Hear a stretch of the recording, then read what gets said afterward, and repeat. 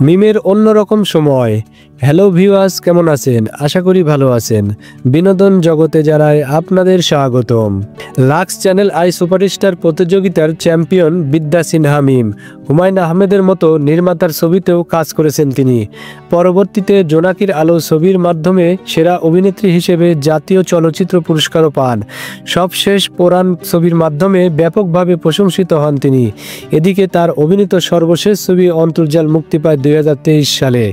বর্তমানে নতুন কোনো ছবিতে এখনও চুক্তিবদ্ধ না হলেও মিম দেশের শীর্ষ বেশ কিছু ব্যান্ডের হয়ে নিয়মিত কাজ করেছেন টিভিসি, বিলবোর্ড ও ফটোশুটে।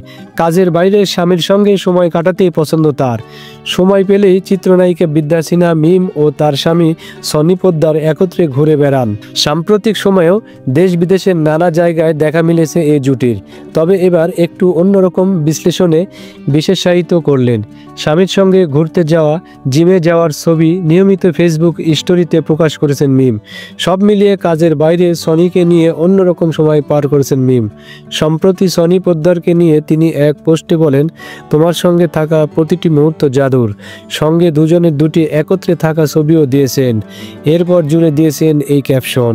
স্বাভাবিকভাবেই বোঝা যাচ্ছে দুজনের দাম্পত্য জীবন খুবই চমৎকার কাটছে। নেটিজেনরাও দুজনের আনন্দময় মুহূর্তকে উপভোগ করছেন।